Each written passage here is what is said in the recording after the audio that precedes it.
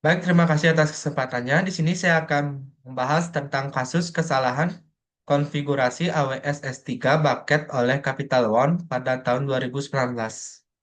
Sebelum masuk ke materi, izinkan saya memperkenalkan diri terlebih dahulu. Perkenalkan, nama saya Kadek Gunadarma dengan NIM 2315101082.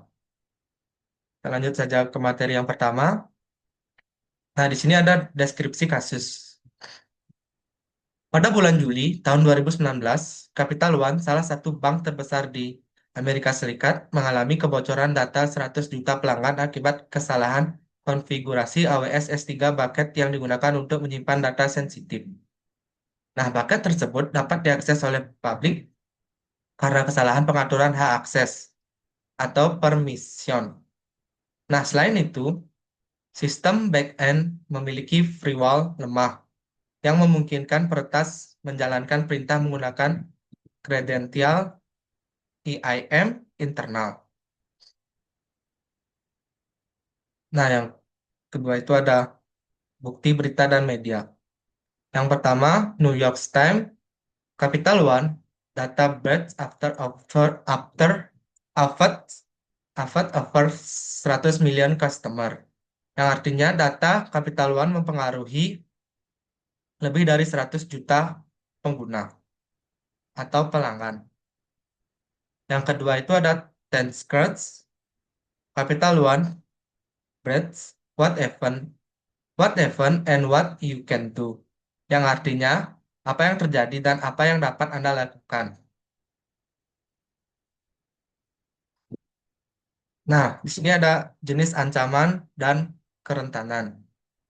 Yang pertama itu ada misconfiguration pada AWS S3 bucket terbuka untuk umum. Yang kedua, credential leaky dalam metadata server AWS atau instansi metadata service. Yang ketiga itu ada server side request progress atau SSRF yang dimanfaatkan untuk mendapatkan kredensial IAM atau Identity and Access Management. Yang terakhir itu tidak adanya validasi Role Based Access Control atau RBAC yang secara ketat. Dan berikutnya yaitu aset terdampak dan kerugiannya. Nah, di sini aset terdampak yang memengaruhi informasi pribadi pelanggan seperti SSN, nama lengkap, data pengajuan kartu kredit. Di sini dampak kerugiannya yaitu kebocoran data berskala besar, investigasi federal, denda sebesar 80 juta US dollar yang dilakukan oleh regulator Amerika Serikat dan kerusakan reputasi besar-besaran. Di sini saya akan menjelaskan teknis kerentanan. Pertas atau Paik Thompson, yaitu seorang mantan engineer AWS.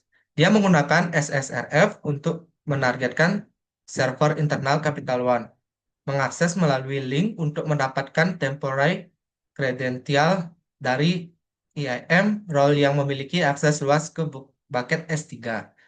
Nah, dengan kredensial itu, ia mengunduh data secara langsung dari S3 bucket yang secara salah dikonfigurasikan sebagai public readable, readable, readable. Nah, di sini ada solusi atau strategi untuk mitigasi. Yang pertama itu kita bisa menggunakan prinsip let's privilege pada IAM roles. Yang kedua, kita bisa mengkonfigurasikan default untuk bucket yang harus private. Yang ketiga, aktifkan fungsi block public akses untuk seluruh bucket secara global. Yang terakhir, gunakan monitoring tool seperti AWS Config, Guardduty, dan CloudTrail untuk mendeteksi akses stuck biasa. Di sini ada refleksi dan pelajarannya. Nah, konfigurasi sistem cloud bukan hanya tanggung jawab DevOps, tapi juga bagian dari desain software yang aman. SSRF adalah contoh bahwa kerentanan kecil bisa membuka celah ke seluruh sistem. Penggunaan cloud tidak mengurangi tanggung jawab keamanan, malah justru memerlukan penerapan prinsip keamanan internal yang lebih kuat atau ketat. Automated misconfiguration, maaf, automated misconfiguration scanner atau seperti short suite, Prowler, dan Chekhov yang harus menjadi bagian pipeline DevSecOps. Nah, jadi di sini kesimpulan dari kasus yang sudah saya jelaskan yaitu insiden kebocoran data Capital One pada tahun 2019 menunjukkan bahwa kesalahan konfigurasi layanan cloud dapat berdampak sangat besar terhadap keamanan data. Di sini meskipun AWS menyediakan berbagai fitur keamanan, kelalaian dalam mengatur akses S3 bucket dan kontrol IAM membuat sistem rentan dieksploitasi. Nah, di sini peretas memanfaatkan celah server-side request forgery atau SSRV untuk mendapatkan kredensial IAM melalui metadata server.